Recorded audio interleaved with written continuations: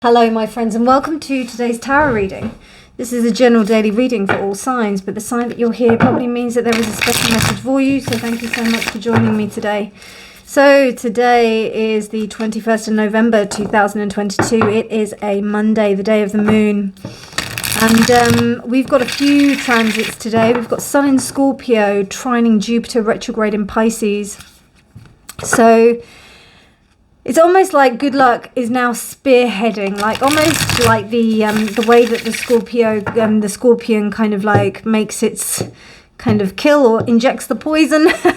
It's kind of doing, it's almost like injecting some kind of goodwill or good fortune in, I'm feeling, with this trine. You might find that synchronicity is on your side with your intuition. You may be in the right place at the right time. And you might find someone from your past that can also guide you to a much better future. But I also would just caution whether or not, just be careful, just be aware, I would say. Not everybody who comes across your way, even if it has been a long time, is beneficial for you, but it will be interesting to see what they have to offer, right? Then you also have Mercury meeting Venus in Sagittarius, and it's like a very, very good day for friendships and new relationships. So that matches with the earlier transit. Yeah, go out, have some fun, do some shopping, go out, entertain yourself. You'll also be supported at work if you need that support, particularly by the women that are in your workspace. But if you want to go elsewhere as well, if you were thinking about looking for work elsewhere or looking in another country or another city or something like that, today's a good day to look at that. You might find that there's some new things that come across. Anyway, my darlings, let's get ahead with the tarot reading. Today, I've been donated a beautiful deck. It's the Disney Villains deck, and I love villains. And I've wanted this deck for a long time, but Samantha, SJTV, she donated it to me, so a big shout out to her. Yeah, really big shout out. I really appreciate this. So I love it. I love it. Because I was actually looking for a deck that had more kind of pips. I think I said that the other day. Yeah, more pips. And also like in a tarot deck. So I'm happy about that. Anyway, let's see what the cards have in store for us today. And I'll be also clarifying with the Dreamscape Oracle. I don't know if these really jump out. They like go in blocks, but that's the only thing. But I do like them. The more I've seen people like use them on the screen, the better. I might have to do this like traditionally.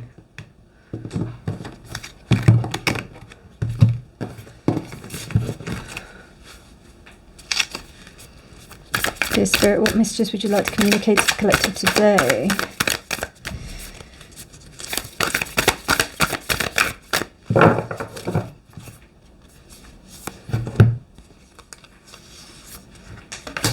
The King of Cups. This has been quite common. The King of Cups reversed, the Eight of Swords reversed, the Page of Swords upright, the Three of Coins, and the Page of Cups.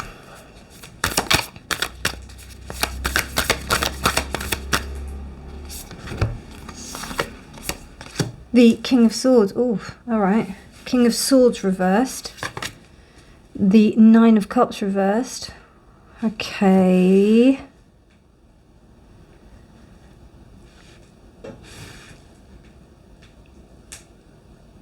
By the way, that sound, if you can hear it in the background, I'm just burning some resin because I haven't burnt resin for a while, so I really fancied using that. And the Four reversed. Okay. Who is that? I don't know who that is. I don't know like some of these characters, so that's really interesting, but it's really funny. I was listening to his. So initially, this Fool here is almost like a stalemate. If anything, I mean, we don't have the Two of Swords here, but it's almost like these two characters that are here, these are representative of this angel and devil. I don't know if you can see that there. Yeah. That's there. They are representative of this King of Cups, which is probably the angel, and the King of Swords, which is the devil. Or maybe it's the other way around, I don't know. Probably the other way around, actually. So this person who is the Fool is not wanting to take any risks from listening to bad advice, particularly from people who are in higher positions of authority. Is this the... Yeah, it's the Nine of Cups. So it's almost like a wish that didn't come true, or a wish that didn't get fulfilled by these two Kings of Swords is almost influencing somebody else. It's what the scenario I get is an apprentice, right? So someone who is some kind of apprentice that is, or actually I didn't realize that, so we've got two pages of swords and we've also got two kings. How interesting. The page of swords and the page of cups. Actually, then something completely different. Well, not completely different, but still. The two main characters, we've got two male characters, or two kind of big male energies. One who is not in control of their emotions and is quite like off the rails, off the hook. And then you've got another one who's very dictatorial and imposing and no emotion whatsoever. What's really interesting is that in this Eight of Swords here, we also have the same character. We have Scar here, which is in this Eight of Swords. So what's going on is that with this Page of Cups and this Page of Swords, which are the younger versions of this, these two characters are being triggered by each other by something not coming to fruition. So it could have been a business proposal or something like that they'd both been involved in. It made them reverse themselves. So in the respect that they, instead of being the upright King of Cups, it would have been somebody who was like more in control of his emotions, knew what he wanted, knew how to handle his emotions and not let it get in that kind of way of business. And then you've also got the King of Swords, who's able to like really be quite, you know, not cold, but just decisive, action orientated, and the King of Cups at least has some emotional content there, some emotional consideration that they take into when they make their decisions. But the King of Swords doesn't. The King of Swords is more analytical. But with these pages here, it's almost like this thing that didn't come to fruition has led to an unraveling of a sense of self that has caused them to go back into this state where they were the Page of Swords and they were the Page of Cups.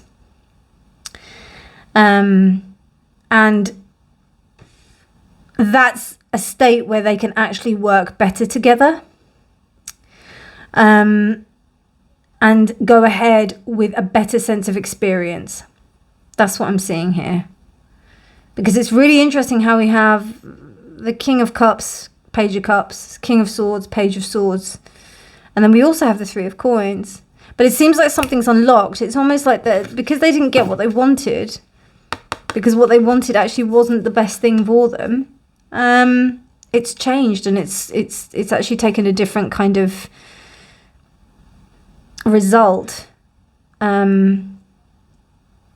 Something else has happened.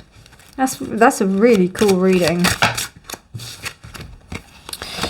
And we've got Balance and the Serpent. Yeah. So it's almost like that they had to go back to their roots and they had to understand that, you know, what it was that they had been doing.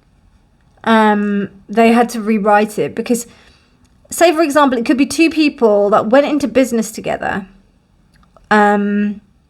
It could even be two housemates, right? Two housemates that moved in together, and they were good friends, and like this Page of Swords and Page of Cups. But then when they thought that they were, you know, the whole harmony of moving in together and being together, you know, as mates, it didn't work out. It actually brought out the worst of themselves. So what they've realized in the respect of like not living together and it not working, they thought, no, actually we're gonna not do this anymore. And in order for us to maintain some kind of relationship towards each other, we've decided that we're going to lessen our ego and go back into this Page of Cups and Page of Swords energy. So it's interesting going from a mature male to a immature female, which is a lot better in the respect of the reversals and also with the conflict. And then you can approach this Fool energy with this sense of experience in ongoing the next kind of phase of this relationship. So for example, they may realize that they don't like living together. It makes them into it brings out the worst in each other. So then they've decided, no, you know what, we really value this relationship and we like who we were. So what we're going to do is we're going to move out. We're going to do something different, basically. We're going to do something very differently. And then with the Serpent, it says to me that there is something that it was something that started early. It was maybe the idea that it was gonna be all hunky-dory, maybe that there was just some kind of belief that was almost like rotting at the root, because this is about how this serpent eats the roots of the world tree.